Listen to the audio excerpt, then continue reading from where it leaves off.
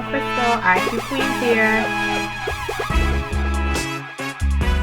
Yeah, That's your phrase. No, that's a lie from the pit of hell. I rebuke that in the name of Jesus. It's your girl Tasha, IQ Queen, ready for another show. Rebound that lasted too long. Right? And now you just fucking miserable. Here, no there. Hey, Like, who am I?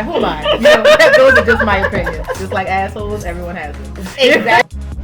I'm cool. Listen, depending on how much more out here charging, paying motherfuckers, I'll shame my mama for that. I'ma take. You ready to start the show?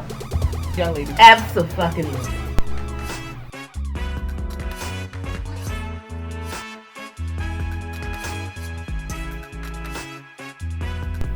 Hey you guys, welcome to IQ Queens. You got your girl Crystal here. And Tasha, hey. Welcome to our first podcast episode. Ow. We are here. Y'all gonna have so much fun with us, like, cause we amazing.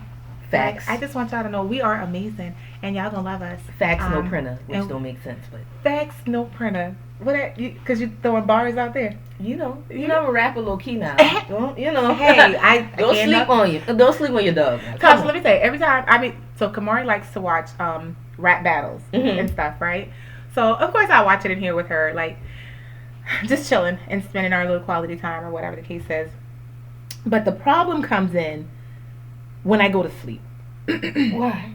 Because when I go to sleep, I don't ever have a restful night's sleep anytime that I watch a rap battle. Because in my dream, I'm a fucking rapper and I'm battling for the crown. Like, Tasha, when I tell you I'd be up, like, I don't be up, but you can tell my mind isn't getting restful sleep because it's too busy trying to formulate the right freestyle to get the crown. Like, it's the worst thing ever. I'd be so angry. I'd be like, man, Kamari, we can't watch this. We're just not gonna watch this because mommy gotta wake up early in the morning and I gotta be a functioning, productive adult, and listening to this is not gonna bring me that joy. See, that's what I throughout the week or whatever, especially because I gotta work. I don't say for nothing that may stimulate my brain too much, because I'll be out here stressed out for no reason. For no reason, girl. How's your week been, darling? Girl. What your weekend? Well, you know what I do on the weekend. Tasha, I fell off Zion hoverboard the other day. I know. How your ankle? Is it girl? So it wasn't the ankle. It was actually like the side of the foot, but it had hurt so bad. Mm-hmm. I thought the whole foot was coming off. Like, I legitimately thought the whole foot was coming off. Because I get on the hoverboard, so when I first get on the thing, I was like, you know, I kind of had to get my balance. Oh, jeez, oh, Lord, Zion, help me. Okay, so Zion grabbed me, said, just calm down on me. I said, oh, here, I got it. So then I start, you know, I said, oh, shoot, I got it, okay. Now I won't be fly. I won't hoverboard. Now, I ain't going but hot and fast. Hey, I ain't going but like 2 low feet. Now I think I got it. I think I proved, right? So I on the thing. And let me get my phone off the counter. Get my phone. I on the hoverboard with the phone. Now I think I Zion. Tasha, I messed around and turned the corner in the kitchen, and the thing just shoot into When I tell you the thing shoot into the corner where the dishwasher is, Tasha, I hit the cabinet in the dishwasher and fall off the thing. One foot still been on there. The other foot get caught up under the doggone dishwasher. The foot that was left on there still had the thing trying to go. All I could do was holler. Kamari jump up. Teddy and Zion run to my rescue. I on the floor. Ooh. Said, Mama, don't cry. I said, I could cry, but it hurts so bad. Girl, that thing was the worst ever. I bet you won't see it for that goddamn hoverboard. No, that hoverboard is the damn devil. I don't care. Nobody can't tell me nothing different. All them hoverboards, all that stuff is the devil. It look like sorcery. It don't got no handles. It look like sorcery. I don't like it. How a movie ain't got no handles. It's sorcery. The worst thing ever, girl. My kids, but anyway, moving on to my other little one, Teddy. We were in the car the other day. Mm-hmm. So I told him, I said, he had chips and stuff in the back seat. I was like, oh, Teddy, let me get some chips. He said, you know, all gone. I said, Daddy, Teddy, you eat all the chips and you wouldn't even think of me. I up here mouth white, you wouldn't even like me. Then he would look at me with an attitude. Your mouth white because you eat too much rice. What? What does that have to do with anything? I'm so confused. I said, rice. in my mouth. Wait, okay, Sadie, if that's how you feel, I'm not even going. He put two and two together. He did. That was his thing. He think he had it. He had that down pat. So I'm gonna just let him live his life and be great with that. I ain't gonna fuss with him or ain't gonna do too much moving around on that subject. What you're not gonna do is blame him for your white lip. That's what you won't do. Oh my goodness. But let's get into these topics, you guys. Right. So our first topic, what you'll see once you start, listening in and tuning in to us all the time. We're first going to talk about politics. I love politics. Politics is important. I know people out here, they be like, oh, I hear politicking and really don't know what they're talking about. Facts. But politics is important. We actually got, less than 50 days left before the primaries. Lord. Yeah, to vote the Democratic primaries. And less than 20 days if you need to register to vote. You need to be registered by the end of January. Yes, if please I'm not go mistaken. online, register to vote if you aren't already registered. It's super important. I know a lot of people wasted votes by writing in SpongeBob and ignorant shit like that for 2016. You'd be surprised people rolled in Beyonce and shit like that. Stop. Yes. Please go out and, you know what I'm saying, register to vote and let your voice be heard. It is extremely important unless you want another 4 years of shenanigans, of foolishness and ignorance. Of a bad relationship. Facts. We got to get out of this bad relationship. It's abusive. It's stressful. We got to free ourselves. Exactly. What you said earlier, Tasha, being in this relationship with Trump is like being in a bad relationship and you can't get out just because the lease ain't up yet. Yeah, the lease ain't up yet. The lease fixing to be up. Y'all, listen, so y'all gonna sign another lease? Don't renew that lease. Please don't renew the lease. Don't renew the lease. You understand? Don't let him talk you into, oh, baby, everything will be all right. Right? No, don't let him do it. We're going to make this work. No. Go ahead and you need to give your 60-day notice. Facts. We done gave the 60-day notice, guys. So we can move on out this relationship. Split up your little stuff. Whoever buy the couch, make sure you keep your throw pillows, whatever it is. Come on out of this relationship. Facts. He don't have to go home, but he gots to get the hell up out of here. These are facts. More than likely he going to Russia anyway, but neither here nor there. This impeachment with him going on. Lord have mercy. So this was the big thing it still is. It's not was the big thing. It definitely still is. It's still something that's ongoing. He is actually the third president in our U.S. history to be impeached in this manner.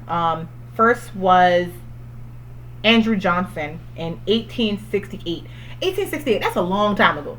We was just freshly not slaves no more. No, yeah, we was fresh not slaves no more. Fresh. Mm-hmm. We wasn't fresh off the plantation.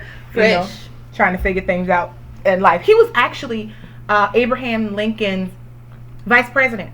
Oh yeah. Mm-hmm. Yeah. So and then after him, of course, was our real life first African American president, Bill Clinton. Yeah. Oh Lord. Whether or not they're getting paid in the White House, getting a little pee sucking shit. What do you expect? The man is a look at a free world.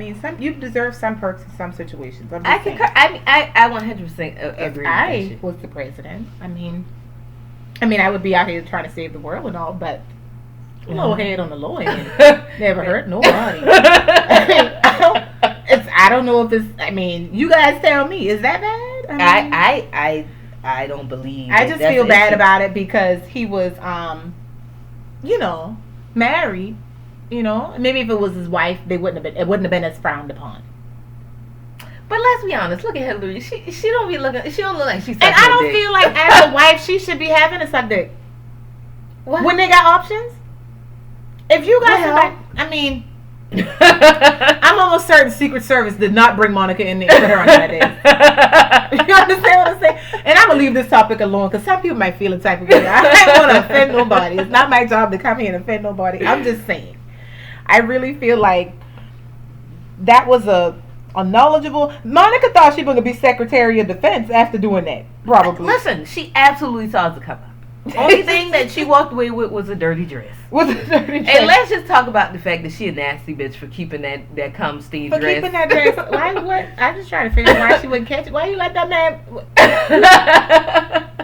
You were giving head. Y'all even doing it, so he had to pull up. You know what? The conversation is going left. Either way.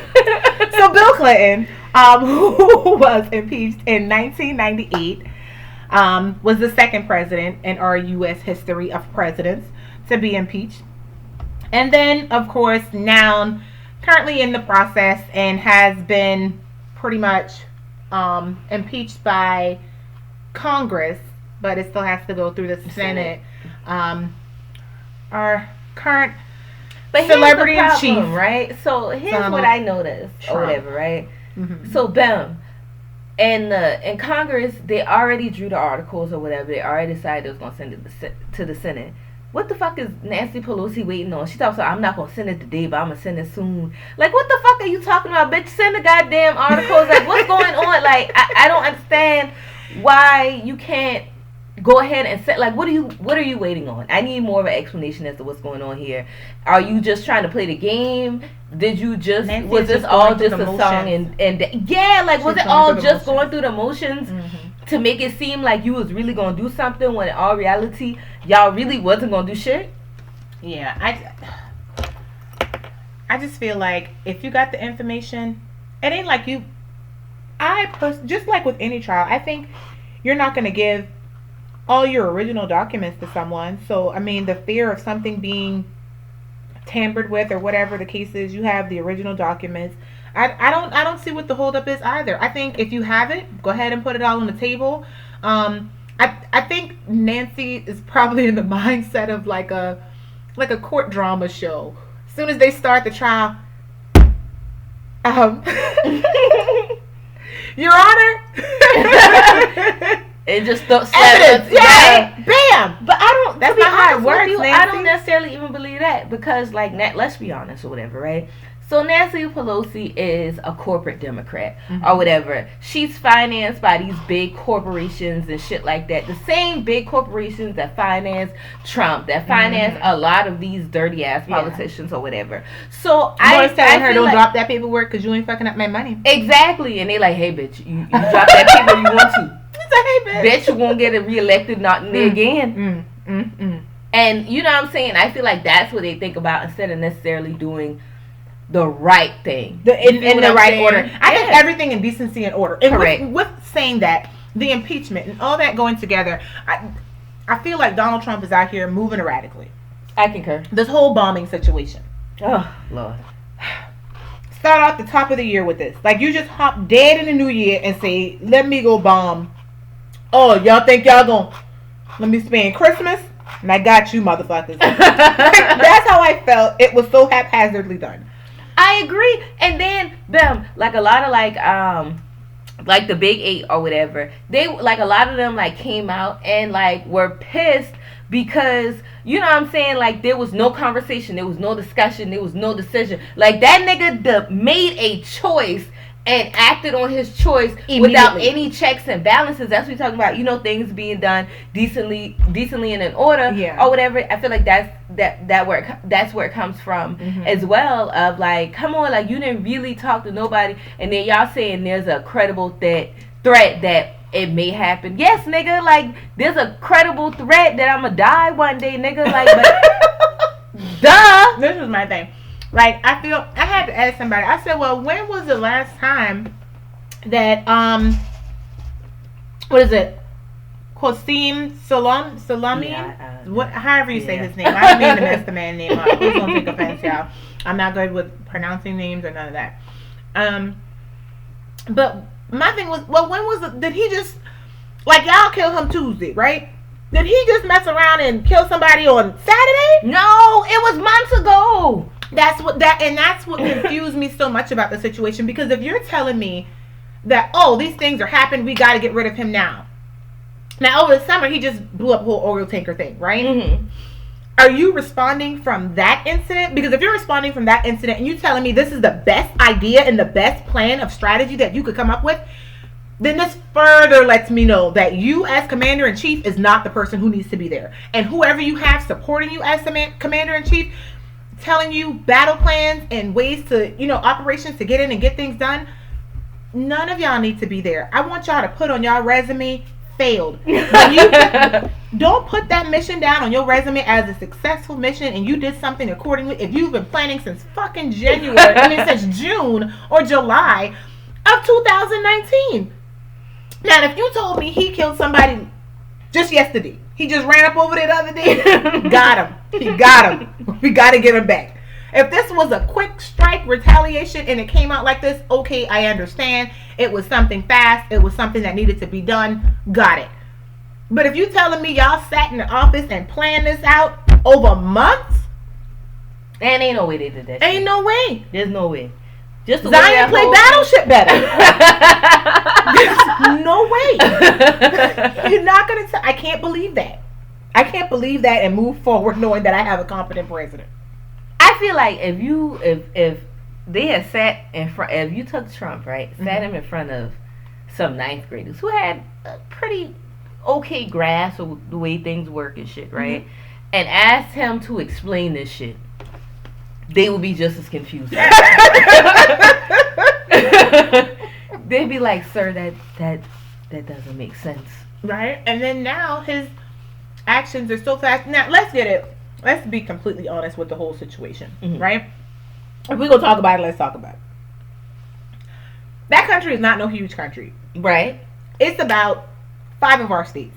Right. You know what I mean? And I'm not saying like small states like a Rhode Island, Connecticut. Them ain't even, when them boys were handing out colonies, they give them to somebody's little brother. They're like, get that nigga something small. We even thought so he don't fuck it up. Right? So he don't fuck it up. Small so he don't fuck it up. You understand? So that just is something, like, not those size states, but like, like a Texas, North Dakota, Louisiana, things like that.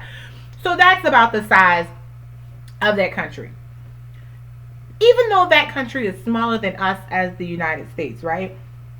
The people of that country, any of the militant people that are willing to fight for their country over there, unlike the militant people that are willing to fight for their country here, I want y'all to be very clear and understand that those people stand behind their cause like balls to the wall. And I mean that literally.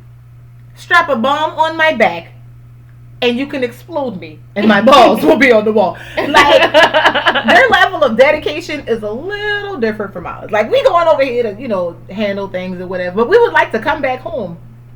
We ain't out here like Sparta. Give me a beautiful death. No, fuck that shit. No one is out here. And if somebody tells me, and I'm gonna just be honest, if somebody tells me that, they better not be no African American, because at no point is this country over here fighting for your life like you trying to fight for theirs. If you telling me you about to strap something onto your body, no sir. That sound wild. Absolutely not. And I think people would be more inclined to want to fight for their country in that manner if they knew that their families would be taken care of. If they knew that they're like, if they go out there and do those things, they would be taken care of. Hell, the way they treat soldiers when they come back, you can't imagine someone saying that I'm going to put my life on the line for this country and then come back and have to sleep in the streets.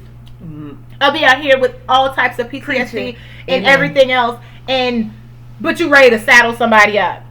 Exactly. No, come on now.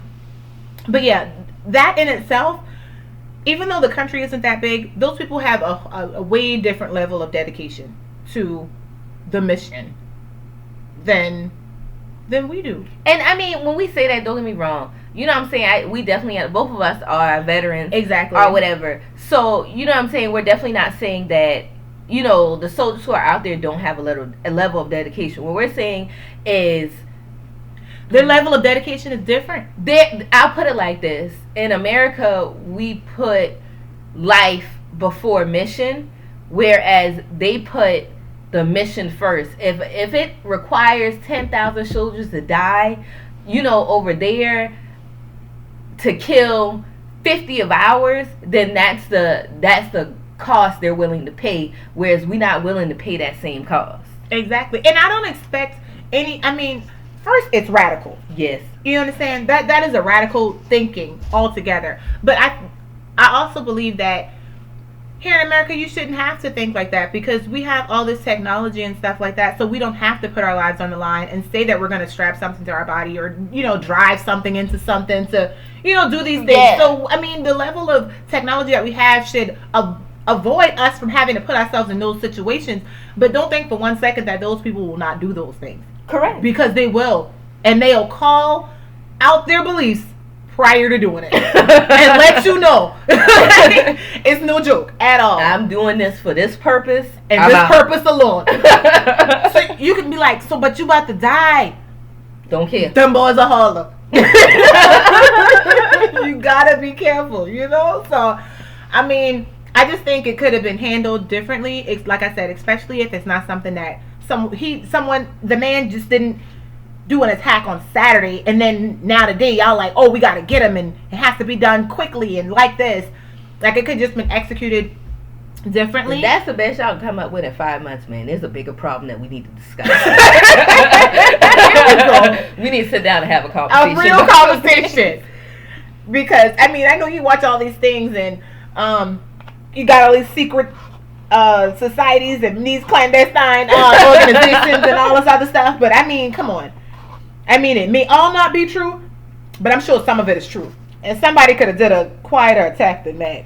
Come on. And then we would have had plausible deniability. Yeah. Like, I feel like we did it, and then Trump came out, unfurled his little pee and was like, yep, bitch, we did it. And because he's a very arrogant individual now. Ooh, Lord, is he. Arrogant and unintelligent. You can't, listen, you can't, our president can't be no sensitive ass motherfucker. Like you say some wild shit about Trump, low feelings be hurt and shit. Yeah.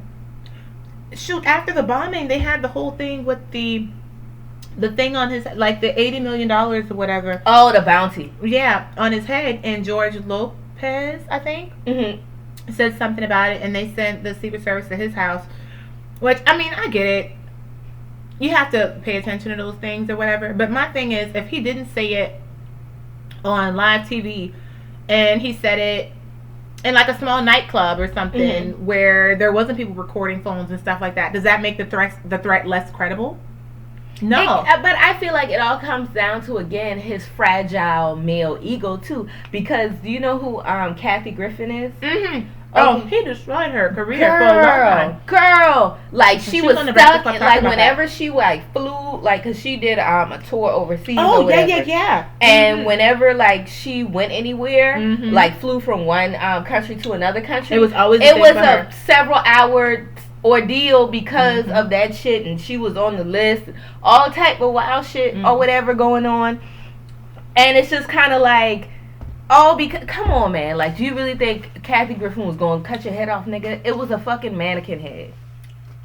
But, I mean, and like I said, I get it. Because if it was the other way, like, we have to look at it like this, right? Like, we upset about it.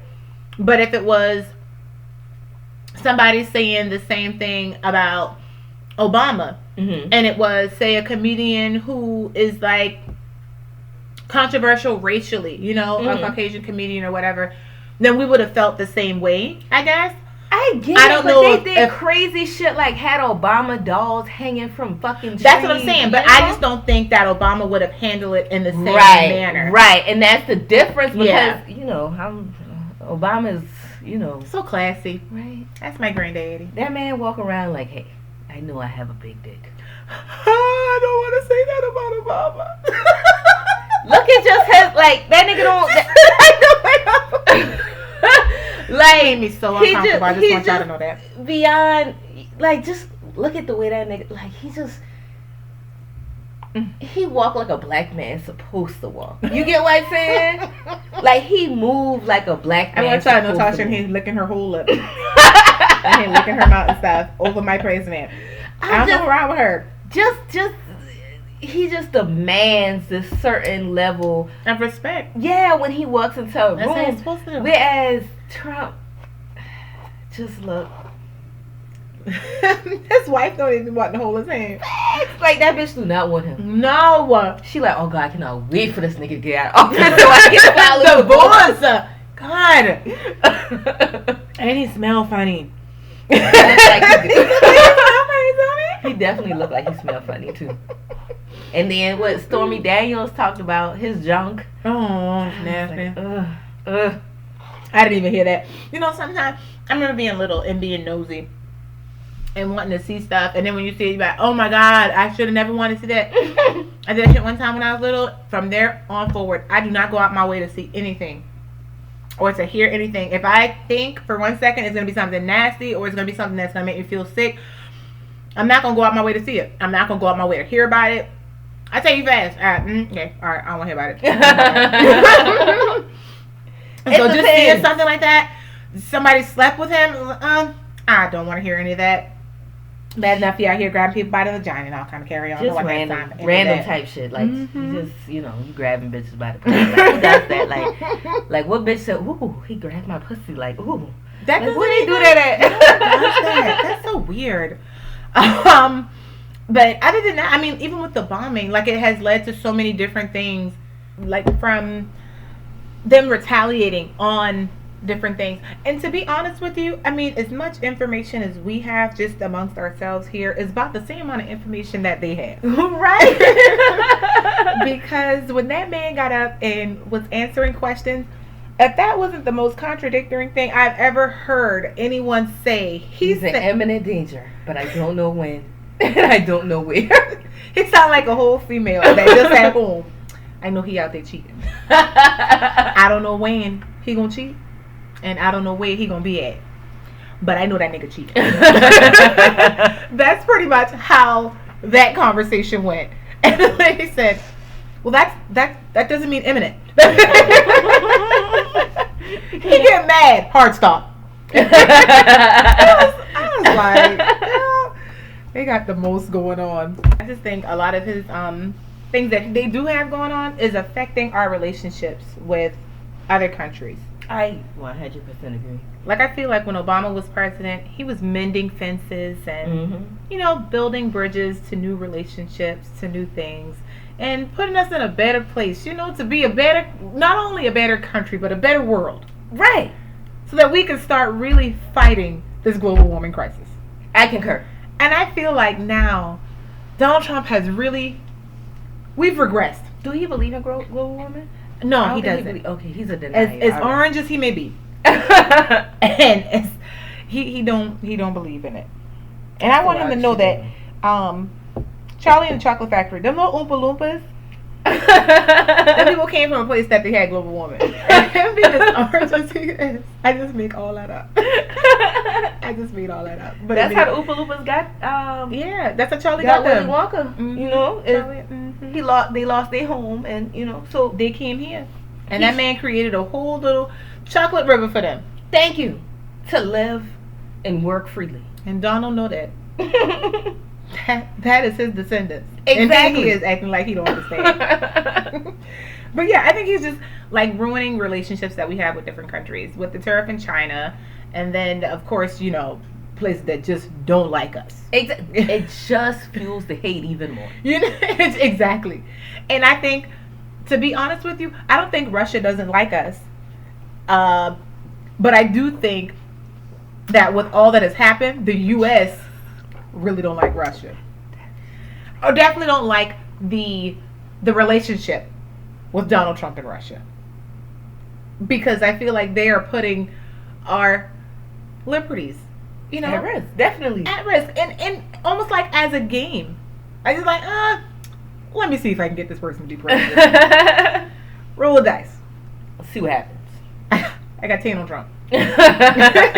That's kind of what's happening. And those relationships, I think, need to be reforged and, repaired so that we can, I don't think as global warming is just not a country thing. It's a world thing. So I think that we have to be able to work with the other countries of the world to resolve this crisis. Because if not, we as humans, to hell if we black or white or green or Chinese or Japanese or Hispanic and Iranian and all this other stuff, we all gonna die. Exactly. Look at Australia. Australia on fire. And Australia is about the size of the United States. I just want you to know that. Thank you. When people out here thinking Australia just low thing over here with kangaroos and dingoes and stuff running around. No. Australia is about the size of the United States, and about 20 states are on fire. God. It's kind of how that is right now. Bordering states. So now you're trying to tell me everything bordering the water is on fire. So now the middle, what you gonna do? Ain't nothing you can do. They just sent a whole bunch of U.S. firefighters over there, and other countries have been sending, aid and everything like that to help. But I mean, I feel like all of that has a lot to do with the global warming and everything as well. Look at the Amazon is still on fire.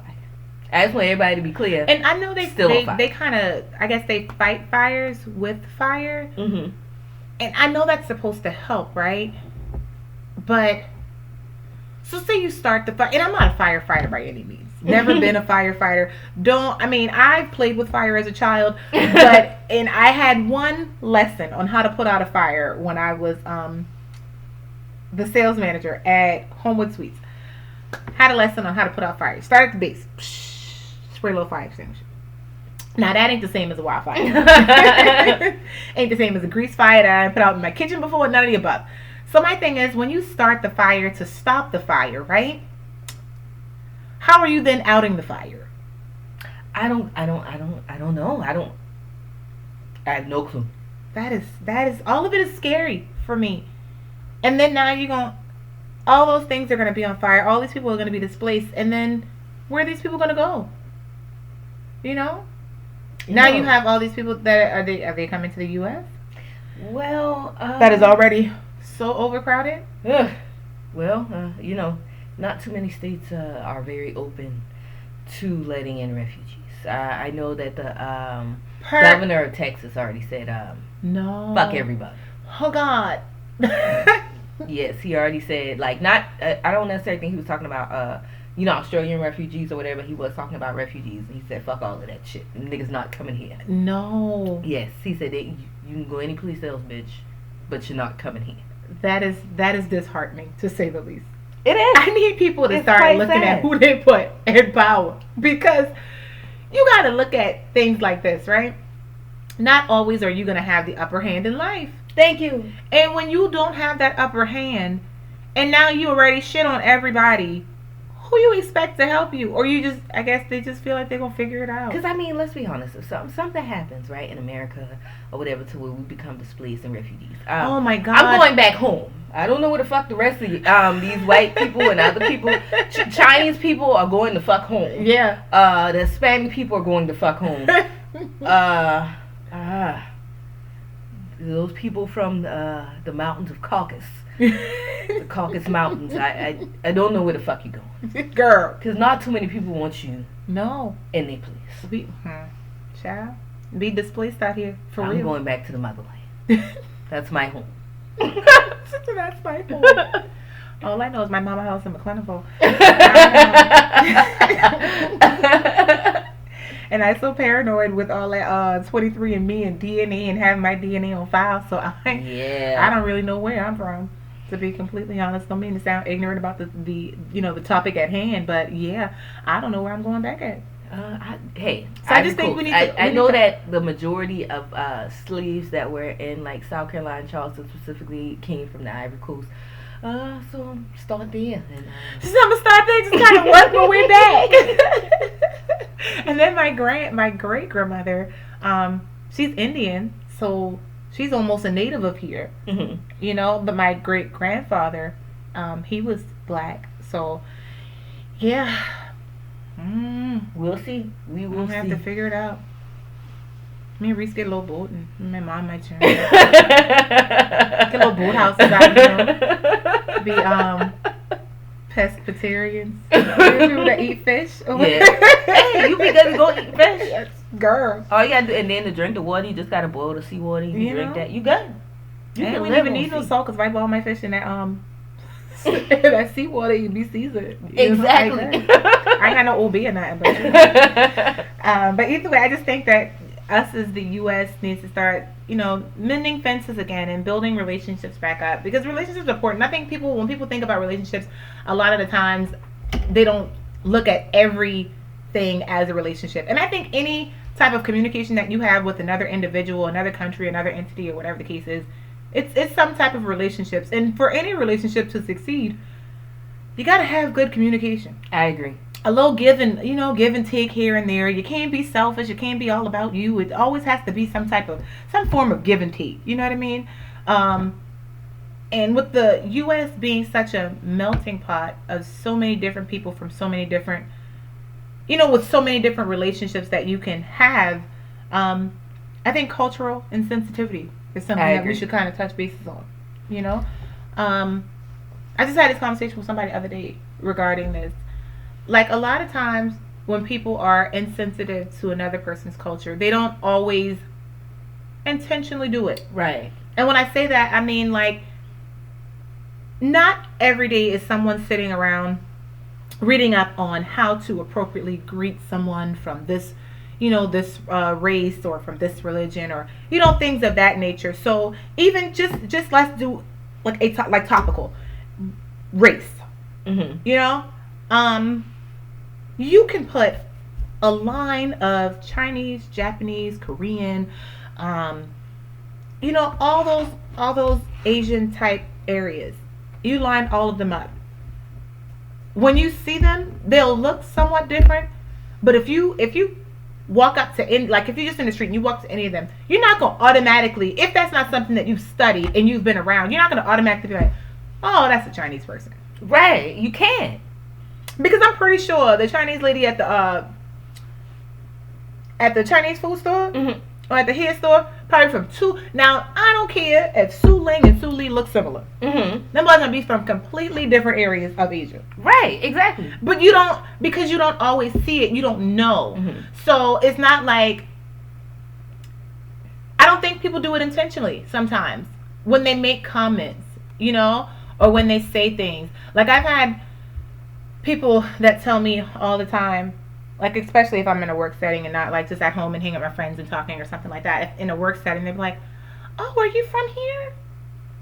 You don't sound like you're from Charleston. Get that all the time. I just think that's the rudest thing to say to me. Like, what does that mean exactly? Like, let's in the words of Charlotte, let's unpack that. Let's unpack that for a second, because I'm assuming you're saying that everyone from Charleston is supposed to sound a certain way. That's just like assuming that everyone from New York sounds a certain way, or everyone from Boston sounds a certain way, or I don't know. I just think it's rude to say that, and I can only associate it with like the Geechee culture, and you're saying that I don't speak like that. And I feel like that's exactly what they're saying. Whereas, what I'm saying, people who... And I've been born and raised here. Thank you. I never lived nowhere else in my life. Me either. But here in Charleston. And it's just kind of like, okay, so with, because I know how, you and I both know how to hold a conversation with someone or whatever, maybe in a business setting, and know how to enunciate our words and things of that nature. And then we can go hang out with our friends, and it's something completely different in our tone. Mm-hmm. You know what I'm saying? The accent and different things like that. It takes people back, and I'm like, why shouldn't I be offended? Like my little sister or whatever, like everybody's always say she talks like she's white or whatever. And I'm like, what exactly does that mean? What exactly does it mean to talk like you're white? Because she speaks well, that means that she's equated to someone who's white instead of she's an intelligent black I don't girl. Like that. I don't like when people associate intelligence with just being white. Right. I don't irritating like that. For me. And that's what it makes me feel like when people say, oh, you don't sound like you're from here. Well, what do I sound like I'm from? Georgetown? Maybe Columbia. Hey, I feel like that's really what they're saying. Because I'm from Charleston County, but I'm from McLennan. Oh, maybe I sound like I'm from McLennanville. That could be it. Not sure. But it's a small town. It is definitely a small town. So like,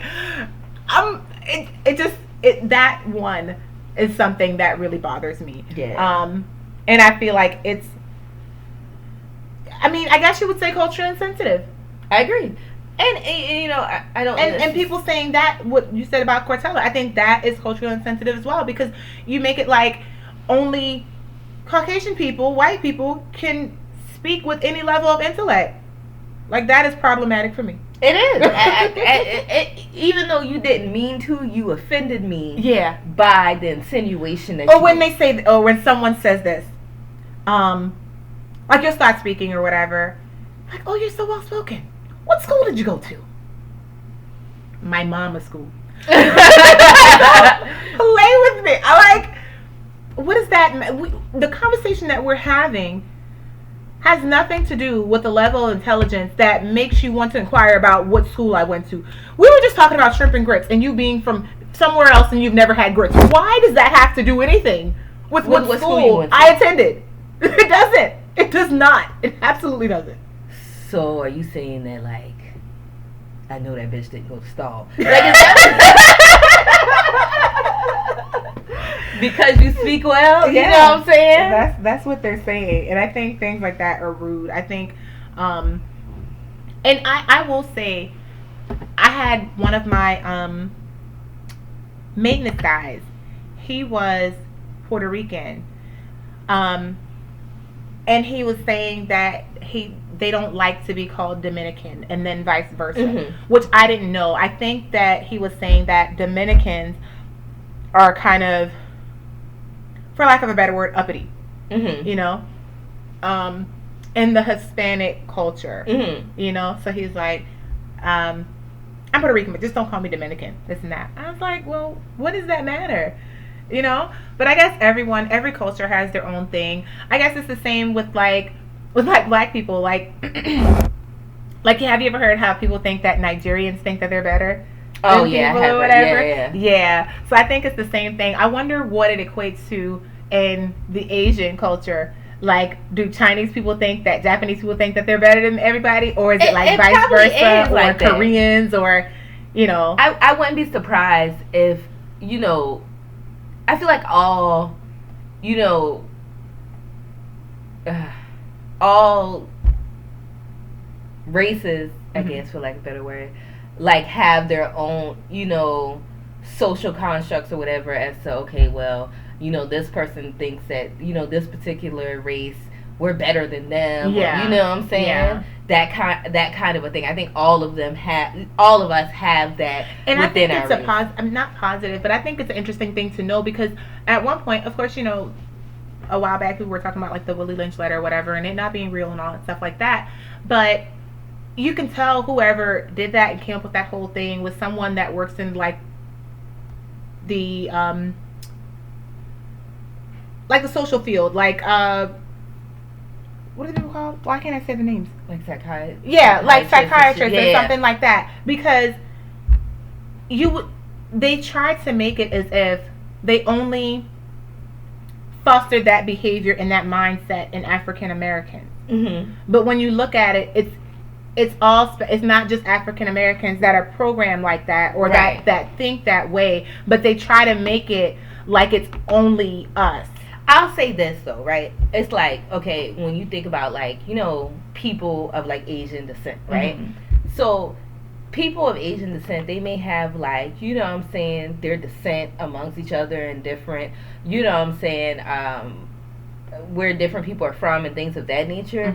But it could be a Chinese person, a Korean person, a Vietnamese person, or whatever. They could all be together someplace, and if someone attempts to attack them, regardless of how they may feel, they'll come together. I feel like that's what the black community lacks, or whatever, is that we tend to fall apart instead of come together. Got it. So it's still that same social you know, disdain for different parts of that same group, but when we're placed in a position, instead of us bonding together, we fall apart. Do you think it's like that with, kind of speaking in regards to the war and everything that's going on in Iran and stuff like that now? Do you think it's similar there, how black people are here, because of how they are so separated at times?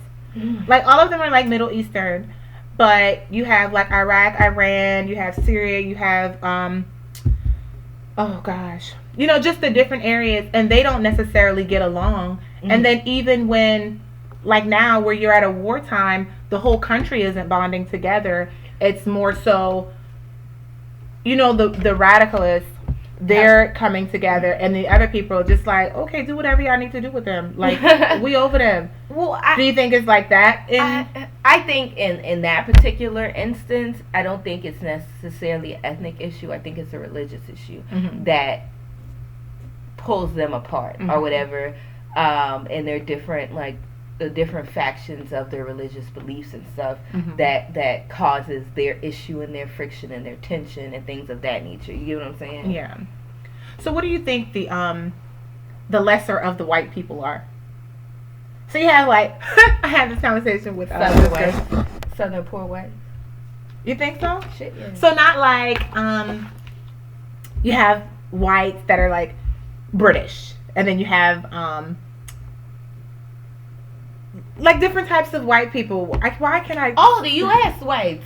Yes, she said the U.S. whites. They're a whole different. They're a whole different breed. The U.S. Oh whites. gosh, not like what's the ones with the red hair? Irish. No, U.S. ones. The U.S. ones, yeah. They all the way. Don't nobody like them. No, nobody likes them. They've been known to steal a time or two. They steal. You gotta. Every time I always touch my phone. I don't trust girl. They'll take stuff that don't belong to them, and then tell somebody belong to them. I don't trust now. You won't get me. The devil is a lie. But yeah, I just think that relationships are important. I think that the country itself needs to work on our relationships, and we should work on being more culturally sensitive. That's the only way that we can build our relationships back to where they need to be, to make sure that we're working on the ultimate goal for the world, not just for the country. You know, like Tom Steyer said that that's the most important thing in this election, and he ain't lying. You're right.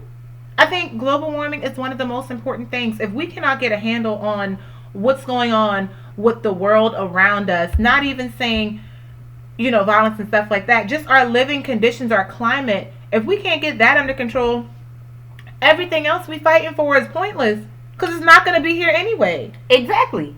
You know? And I definitely think it comes down to people having an openness to learn and understand and be open to learning and open to understanding other people or whatever, and not being so closed-minded and closed off or whatever to things that may seem different to you.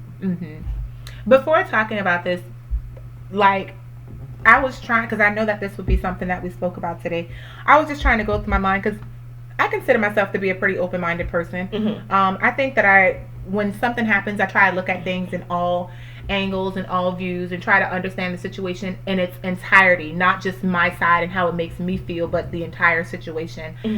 And generally, if I'm having a conversation, I'm good with compromising. I'm good with understanding the other side. And I was trying to think of a time where I wasn't so understanding, and I didn't think about the other side, not in the moment, but after the fact, when I had all the information, you know. And I really, maybe as a child possibly, but as an adult and knowing how the world kind of works, I don't think I've ever been that narrow-minded on a subject. I'm going to be honest. The one thing that I had to educate myself on and be more open to is like transgender people or whatever. That's something I was very, very ignorant about. At one point in time in my life, I was very closed-minded about, and you know, I'm like, oh, they're cross-dressers, trannies, different things of that nature. And I had to expect, to be honest with you, it was when I started to see, you know, all these like bathroom bills and all the rest of these things or whatever, that I really had to stop and like educate myself and understand or whatever. Like, these people are being prosecuted for just living their life.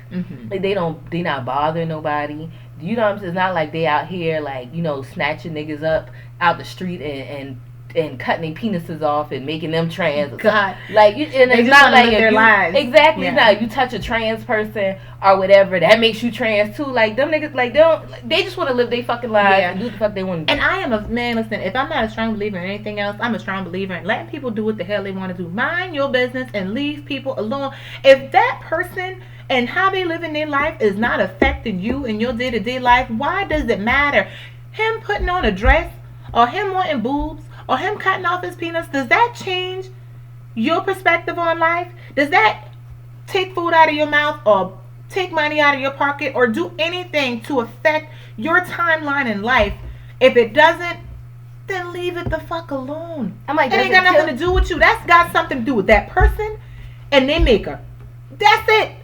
And if they make her comfortable with it and they comfortable with it, the fuck you uncomfortable for? Shit don't got nothing. Nothing.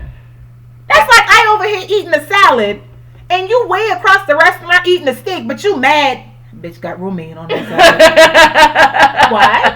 What? Why are you? I'm so confused. This is my salad. You're not paying for this salad. You don't have to eat this fucking romaine. Like I could drop the lettuce on the floor, put it back on my plate, eat it. Nothing is gonna happen to you. Exactly. And then it's like if you come in contact with someone who's like trans, right? Them, they introduce themselves. You know, my pronouns are, you know, she. It's not. Listen. Damn it, if you like it, God damn it, I love it. If you want me to call you she, then I'ma fucking call you she. Sure. It don't bother me. It's not hurting me. It's not killing me. And let me tell you something else that I don't intentionally do, but I realize that I do this. So depending on a person's vibe is what pronoun I associate with them. And I have to stop doing that, because if a person doesn't come up to you and say that and you just have that vibe from them and you automatically think and you say that is rude as hell. Yeah, it is. Yes, because it has been times that I've spoken with guys that I don't know for sure are gay, but they come off as possibly gay, and we just vibe it, and I just feel like I'm like, girl, I'm like, oh shoot, yeah, I did not mean to say that. You know what I mean? I do that sometimes too, and I have to catch myself some of the times, not all the time, because you know. Like you can just tell in that moment, right? You know what I mean? Right. Because some people may not be out or whatever, or not comfortable with telling people that, but the vibe that they give off, like you pick up that vibe sometimes, and that's rude. Yeah. I can definitely work on that with myself. I will say that with the whole, you know, anything that has to do with the LGBT community, period. Like that is one thing that I can work on, because that shit is rude. Yeah, that shit. Yeah. You definitely have to, you know. But and I think it's all about, you know what I'm saying, having the willingness to say, hey, you know what, I'm kind of fucking up right here. Let me, you know what I'm saying, take a step back and learn something about it. And change. Yeah, you know? Definitely. Change and growth is always a positive thing. Absolutely. You got to do it in your life. It's important. You know what I mean? And that's, like I said, with any relationship, change and growth and understanding the other person's part, and understand, like, being willing to learn, like you said. If you're not willing to learn, then you will stay stagnant. And being stagnant, hey, I don't need nothing stagnant in my space. Facts. No stagnant water. I don't need no stagnant people. I don't need no stagnant smells. Nothing. The word stagnant don't even sound like a pleasing word. So I don't want any of it in my space at all. And of course, even talking about relationships, you always got to touch on just the fact, as a matter of fact, Lonnie Love. Okay. So she had a comment, like an opinion. She's a host on The Real. Yeah. You know, they just put, who's the girl? Oh gosh. They just added somebody to the show. Not Issa.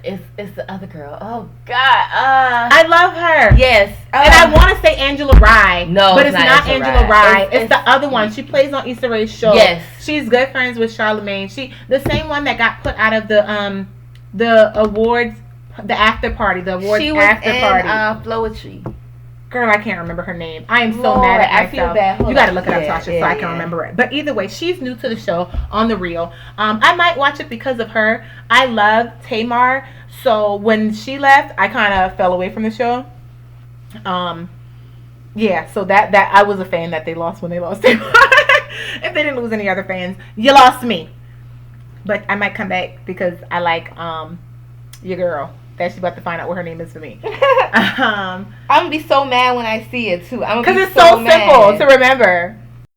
But Amanda Seales is her name. Yeah. Right? Amanda Seales. Yeah, Amanda Seales. So either way, Lonnie Love made a comment about rich black men and stuff like that. I think it came somehow from something that had to do with Kevin Hart. I didn't watch the whole episode. I only, so I can't explain exactly where it came from. but she started talking about how rich men in power, like black men in power, have to be better at how they treat black women and their whole family dynamics. Because we're descendants of slaves and we were so broken apart, and even with the, once things started progressing, we were freed and all that stuff like that, they continued to try to pull the black family apart. So him saying that he isn't spending as much time because he's working is kind of like a cop out, is pretty much what she was saying. And Tasha's trying to find like the actual verbiage or whatever the case is. But let me go ahead and comment. I hear what she's saying. I hear her or whatever, and that is great. And if I'm not mistaken, Tasha told me, are you sure her husband is white? I think so. If I'm not mistaken, her husband is from the mountains. Okay. Yeah, find me a photo of that. And I'm not bashing her or anything like that, but if I have a few views on this topic in particular. One, if you are with someone that is driven, and it's not me giving these men a pass or anything like that, because sometimes it's females that are driven in a relationship. But if you are with someone that is driven, if you don't just hop right in a relationship and get married the second day that you meet them, you get a tendency to know that person. Am I right or wrong? You get a chance to date that person, see what their work schedule is like, see what their drive is like, see how hard they're going to go, how much time they're going to spend with you. So when it comes to the point and you're married, and then now this person is still doing the same, working hard and trying to succeed and stuff like that, I don't see how you can get upset. Like, I don't understand the logic behind being upset. Surely that isn't Lonnie's husband. It's her boyfriend. Everybody got a soulmate out there. Somebody gonna love somebody. But yeah, like, what this person is capable of. You know what level of love they're capable of. You know what their level of work ethics is. You know how hard they're gonna go or how hard they won't go. And for you to now want to change your mind after all this time or complain about it, like, you knew this in the beginning. I always tell people that all the time. Like, when somebody shows you who they really are, you better believe them. Don't think that you're going to hop into a relationship and now you're going to change something or change how this person is moving or whatever the case is. And I just feel like that's something that needs to be taken into consideration as well. It's not like when Kevin Hart's wife first got with him, he was, not working hard, not being in the comedy clubs, not busting his butt to get to where he wanted to be. And now that he's somewhat where he wants to be, that doesn't mean that he slows down. The man's still out here working. I agree. I definitely agree. Now, I feel like you also have to take consideration that the woman who was with him when he was broke working at Foot Locker, he left that hole once he got rich. Not the hole. and got with this other chick that he's currently with. And depending on who you ask, right? So some people say that he was cheating on Tori.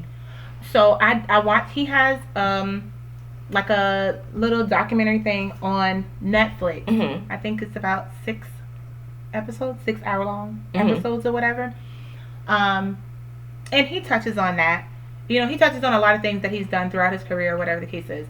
And I think people did think that. Mm-hmm. But in that same time, it wasn't that he was cheating. I think they were separated, is what he said. Oh, okay. They were like living separate lives and separate households type thing, or whatever the case is. For me, divorces take a long time. I've never been married and I've never had to go through a divorce or whatever the case is, but I have friends that have been married and have gone through divorces and stuff like that, and it takes it is a long time sometimes. Like, I know in South Carolina, I think you have to live apart for a year from that person for at least a year. So now you're saying that you don't want me to have any type of social interaction with another female to build a relationship, to stroke my ego, or to give me that affection that I might, like, you might have very well been in a marriage where you're an affectionate person and that person wasn't giving you that affection that you needed, and then now you're like, okay, I can't take it anymore, let me get a divorce, and now you're gonna sit out here again for a whole nother year and not have any type of affection from somebody. You might be on a breaking point. You might need that affection. So, I mean, I think that's tough in itself, and it makes things look messy because you're still technically married, but you're not living together. You're like officially separated, and it looks messy, and people form their own opinions when they don't know the full scope of things, and I think that's unfortunate. I agree. But as far as what she's saying about him working harder, and I need to watch the whole episode so I can get a better understanding. Maybe I'm speaking too prematurely on the subject, but I definitely think that when you're with someone, you, like I said, you don't just hop up and marry someone 2 days into a relationship unless you in Vegas, you drunk, and you just gone to an altar. You know, if you're actually in a relationship and you're trying to grow with a person, you're going to get to know that person and get to grow with them, unless you're marrying for the wrong reasons in the beginning. Right. Then you have that question at hand, you know? So you seeing someone continuing in the same pattern that they've always been in shouldn't be a surprise and shouldn't make you angry. I think you should you chose that. That's a route that you chose. I feel like it all comes down to like choices. Like a lot of times, like a lot of times, like when you first start out or whatever, you're all head over heels or whatever. You tend to ignore the red flags, but eventually those red flags do become clear, and then you make a conscious decision to ignore them for whatever reason. Exactly. So you can't necessarily be like, oh, this person did me so wrong. Like, not really. They showed you exactly who they were. It's just you chose to ignore that. I agree. That is true. And a lot of people do that in relationships. They ignore the signs because they want to be in that little honeymoon phase at the beginning of relationships when I hate freaking dating because that's why I'm probably still single now. It's trash. I just said it's trash.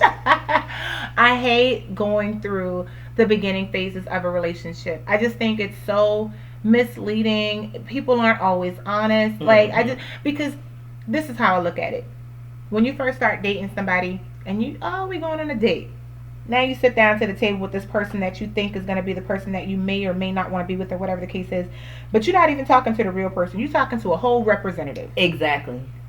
This motherfucker now went out and bought a new shirt and got a haircut and got on some cologne he only wear when he go to church or, something like that. And it's a complete representation of what he may want to be, but he's not always necessarily that person. Now, I don't trust nobody as far as what they're portraying to me until at least a good little month in. Right. Now you guys started to get comfortable, and I have a very, very great I got this talent of making people comfortable. And if you know me, I have a great talent of making people comfortable in their skin where they at, regardless of who. Like if you with me, you gonna be real comfortable. You know what I mean? I just kind of bring that out of people. And so I give it about a month so they can get real comfortable. And I'm going to tell you right now, anything that someone says to me, I listen to it very closely. I'm very big on words and what you say, your actions, all of that. So about a month in, now this is who I would really have to deal with. Right. You know what I mean? Yeah. And if you out here doing random stuff or... And I caught you in that first lie. Yeah, and I caught you in that first lie, then I know that represented like, I don't want to do this no more. Right. But a lot of the times people will see that first person when they sit down to that dinner like, oh my God, he is so perfect. No, bitch. And then when you get that real person a month later, like, oh, he just made a mistake. Let me over. Yeah. That's he just made a mistake. Let me overlook that. It's okay. That was a choice. Facts. Choices. People got to understand they got choices. They are choices. And they'll be like, oh, that's just a mistake, so I won't worry about it. And then 2 months in, 3 months in, the same mistakes. And you're like, well, what happened? Maybe we need to reset. Let's do a little reset. Let's restart. Let's figure this out. I really like you, and you're so great. Let's just, now you're trying to figure out some shit. But it's nothing for you to figure out. Like you're wasting your time. You just wasting your time because that's who they really are, not that representative. Exactly. You know what I mean? Yeah. And that's what frustrates me. Now, back to the thing with Kevin Hart. If when you met him and he's out here and he was spending all his time with you in the beginning, okay, he was spending time with you because maybe he was courting you. I get it. No problem. But once you 3 months in and stuff, and you see he out here working his ass off every day, every other day, making sure he can make ends meet and making sure he can get to where he needs to be, then that's who he is. Period. It's nothing. You're not gonna change. Like, women have a big thing of thinking that they can change people. And you know what? I'm not just gonna say women. I think people in general think that they can change people instead of accepting people for who they are. And that's why people end up in relationships that don't go anywhere, or in a relationship where they're unhappy because you think you can come in and change a person. That person done been with themselves for 30 something years. You think you gonna come in today for 7 weeks and now you gonna change them? How, Sway? You can't. You're not. You can't. You're not. That's who they are. Either you're willing to accept who they are and grow with who they are, and hopefully they'll grow and you guys can grow together on the same track, or you need to leave the situation alone. Charge it to the game. And don't be sitting around complaining about it. Girl, nothing I can't stand more for somebody to call me and complain about a whole relationship that you choose to be in. Okay? Don't bother me. Do not bother me. Yeah, I just don't understand why he keeps cheating on me. I'm trying to figure out why. Because you sitting there letting him cheat. Why you listen? At this point, bitch, you might as well just go ahead, and it's not even really called cheating anymore at this point. He got his eye, bitch, and you okay with it. Y'all have agreed to be in there's been a polyamorous relationship. But he just decided to love her on the side instead of in the group. Thank you. That's it. You understand? Stop trying to figure it out. Stop trying to think how do you like fucking Trump. I think he cheating. He might not exactly sure where or when, but he's gonna cheat. You know what I'm saying? He's definitely gonna cheat.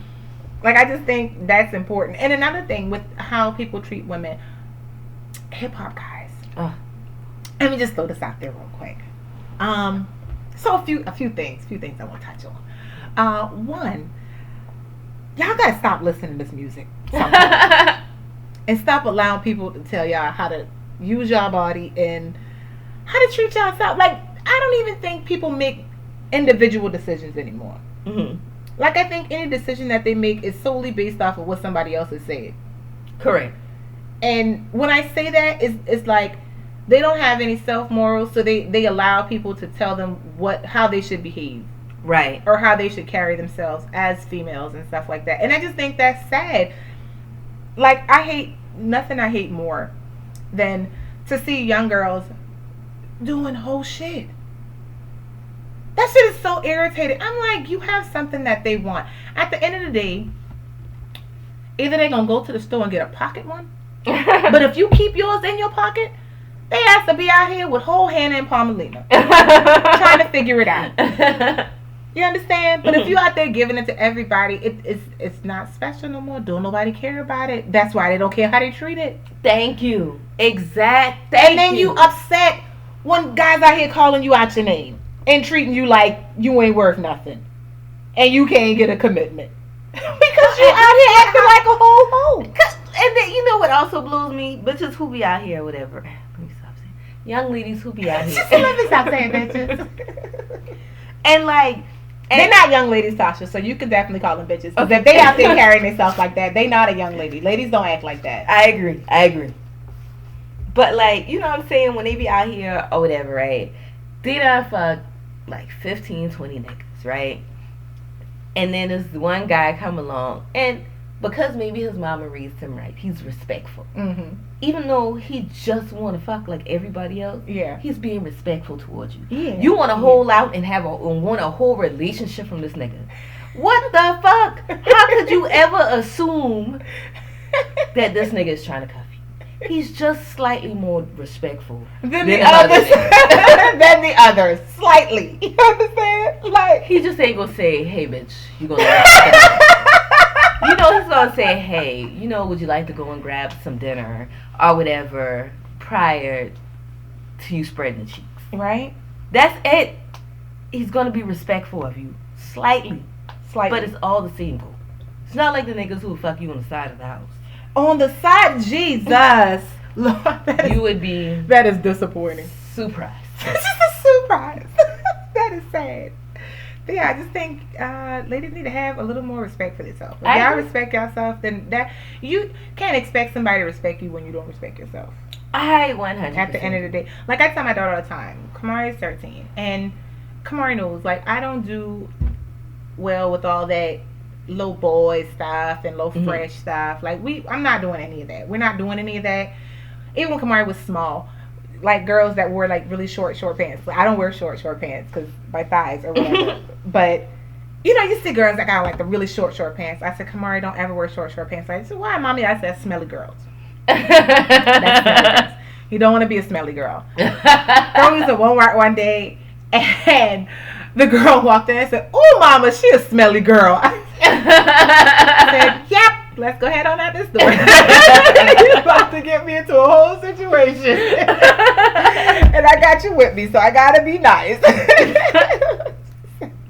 I said, yes. I think it's important for people to instill that in their daughters, like their respect. Even, and I know a lot of times women are out here and they're single moms and stuff like that. I'm a single mom myself, but that doesn't stop me from, teaching my daughter to have respect for herself and to let people know that, listen, I just told my I guess she's not my stepdaughter anymore. I still call her my stepdaughter. I still love them.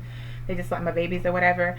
I just told her the other day, I was like, listen, I only had one boyfriend in high school. I only started dating when I was in 9th grade or whatever the case is, right? Mm-hmm. And I have guys to this day that will give the whole left side of their body to be with me. But it'll never happen. It'll never happen because I respect myself too much. And I'm not that type of person to sleep around. Like, if you out there sleeping around with everybody, then you have no value to nobody. If everybody can get it, why do you want it? Exactly. That's like saying you Walmart, in and out. You come in, you can self-check out if you want to. You ain't even got to wait on somebody to check you out. That's you just in and out. Boop, boop. Got what I need, heading on out the door. You understand? You want to be like a boutique. Right. You know what I mean? Where not many people can get in.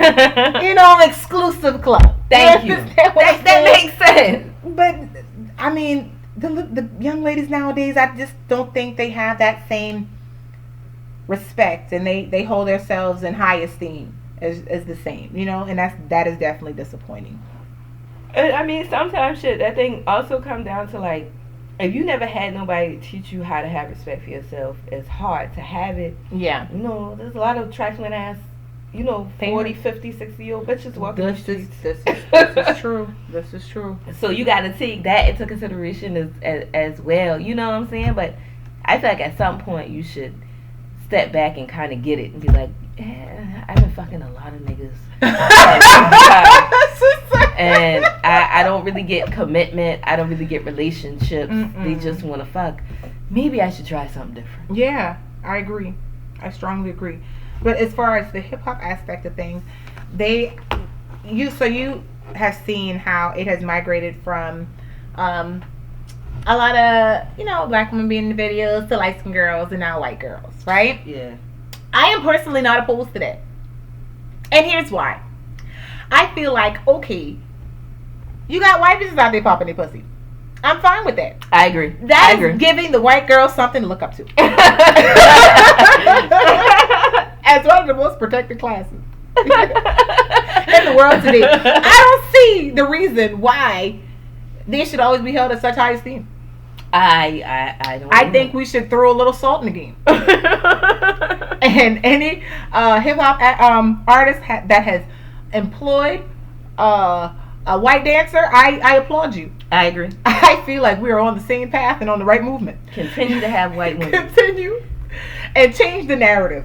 When you put a black woman in your video, she needs to be sitting on a throne and she needs to be a queen. If you decide to put a white female in there, have her out there shaking her ass. You do that. You do that for me. And that is not me being racist. That is just me saying, hey, we have been exploited and put down and shown in a negative light for the longest. I think it is only right that the rules currently, become reversed. I'm not opposed to it at all. I think it is a strong movement, and whoever was the first person that did it, I don't think it was Luke. but was the first person to pave that way, I applaud you. And you may not know it, but you are spearheading this mission.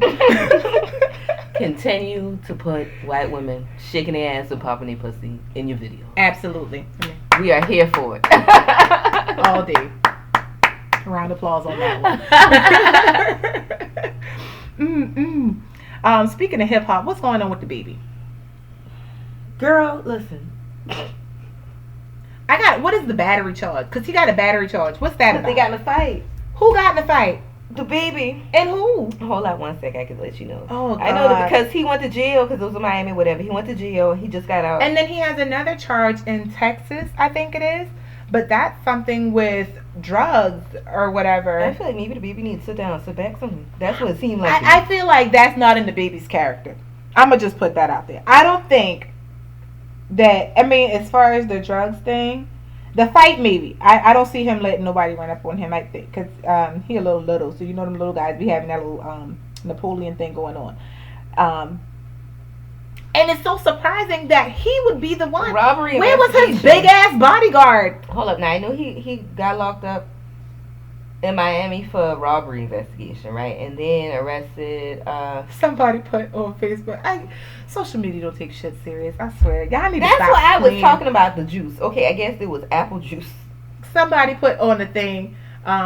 The baby gets arrested for battery. The person go put so the person who shared the post will say, "Look at this stupid bitch comment at the bottom." The bitch comment gonna say, all that money you making, you out here stealing batteries? Why? I said, Lord, everybody don't need a platform. Lord have mercy. That thing was too funny to me. But yeah, he just went to court the other day and he had no bond. This was a couple of days ago. He didn't have a bond because they still had something with him with the charges in Texas.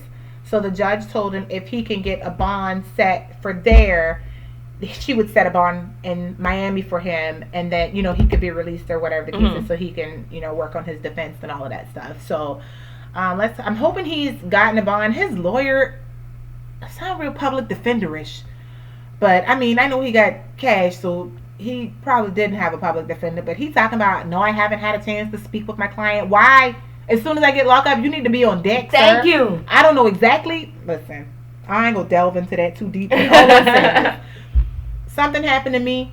I got you on retainer. You need to be a phone call away. Thank you. Immediately. You weren't able to talk to me. Well, how long have I been in jail, sir? How long have I been? I done changed clothes, so I done been here for a little while now. Shoot, I need you to come on. You should have been here. You should have done been here. As soon as you change clothes, man, it's been too goddamn long. Listen, as soon as I already in there and you taking my fingerprints and I get that number, then I need to know something. Like something needs to be happening. I need that first call. Gonna be to my mama. Mama, yeah, all right. That second call. Mama, let me get my lawyer number so I can call my lawyer. Sure. Like, this is real life. You done got news headlines going on here, and you ain't talked to me yet? The devil. But, I mean, I understand, like, why y'all out here doing the moves? Like, even like... So, what did they say he do? So, pretty much, they're saying that he robbed a party promoter of $80, a credit card, and doused the nigga with apple juice. I'm almost certain that God, that is not an accurate story. That's what it should say. Tasha, $80. They robbed a nigga for $80, no. a credit card, and doused the nigga in apple juice. I don't see why that would have happened. I don't know either. I don't see why that would have happened. None of that makes sense. What? $80? $80 cash, and then the credit card. And then threw juice on the nigga. And so how much was on the credit card? Maybe this might be worthwhile. They didn't say how much was on the credit card. And that's disappointing. Because that's the only thing that could have redeemed that story for me. Because if you telling me you take $80 for a promoter, that's sweet. I feel like that shit sound petty as fuck, to be honest with you. If that shit petty. Which I mean, I understand that there might have been an issue where a promoter might have promoted an event. The event didn't go off well. Now the baby is there trying to get his money. Which I don't see why. The baby, you are a big artist. There is no reason for him out here collecting no goddamn money. Collecting no money at the end when you get to the show. No, you need to have my check. I should have already had a direct deposit. I agree. Like, there is no reason for me to be waiting around. Oh, let me get a couple more people to come through the door. What? That sounds like a whole janky promotion that I refuse to be a part of. So that is problematic in itself to me. Because, I mean, he's doing a lot. Like, okay, with a situation where in Texas or whatever, he got into a fight. And I don't necessarily even that. Now, this I don't necessarily think was his fault. Like, kind of like his crew or whatever, they got into a fight with other people or whatever at the airport.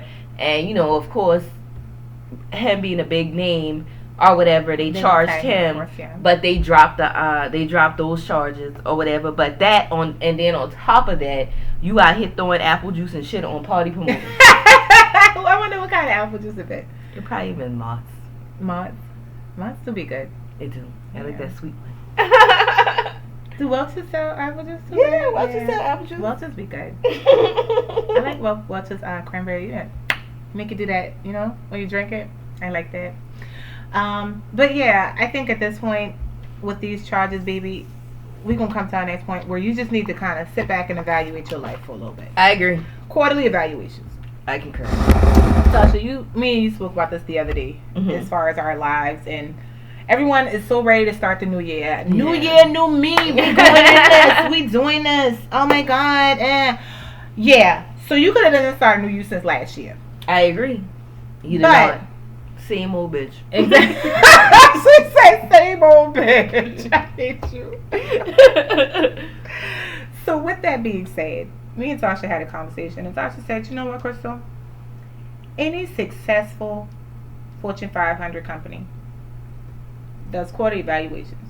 They sit back and they take a look at where they are financially, where they are with their employees, where they are with everything, their success as a business, and they evaluate to either get rid of, implement new, or, you know, continue on the same path. I think we as people should run our lives like companies and start putting quarterly evaluations into our life. When we say quarterly evaluations, of course, the year has 12 months. Every about 3 months. Quarters, every 3 months. You look back, you first got to start out with setting goals. Correct. You know, you set these goals and you say, hey, this is what I want to accomplish for the year. This is where I want to be by the end of the year. These are the steps that I need to take. You start on that path. It is currently January. By March, you look back, you said, you know what? What do we have going on here?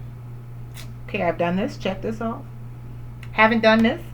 Try to figure out why I haven't done that. Done this. Check. This is where I am. Okay, now do I need to get rid of something? Do I need to move forward? And sometimes in our life, things that we need to get rid of are people or habits. Preach. You understand? I agree.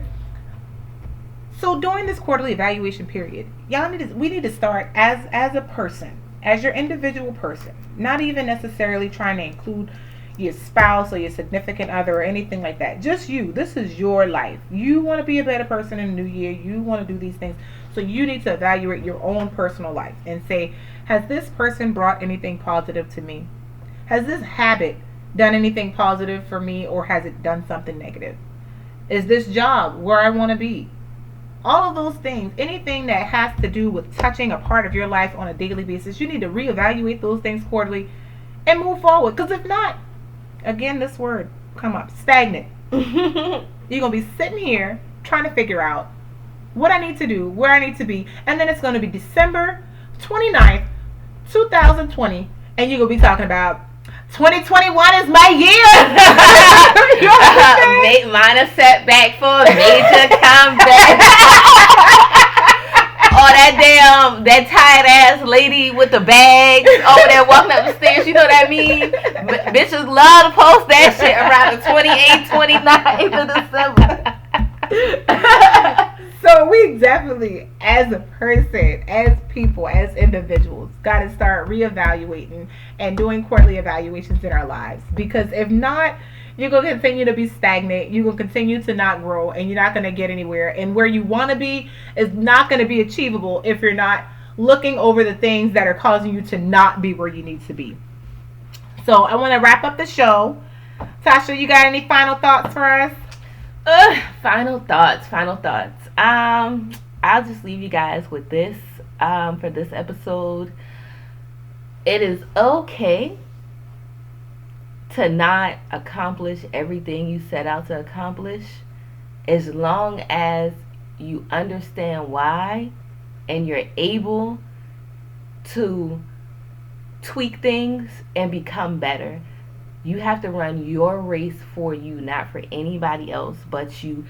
When you spend time looking at how everybody else is running their race, that's how you trip and fall. Facts. I like that. That was a good word. Thank you, girl.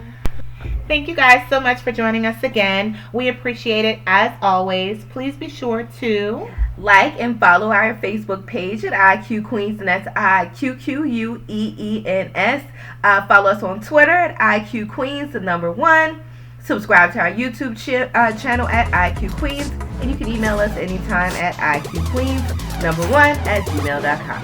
Thank you guys. Again, we appreciate you as always. See you next time. Bye.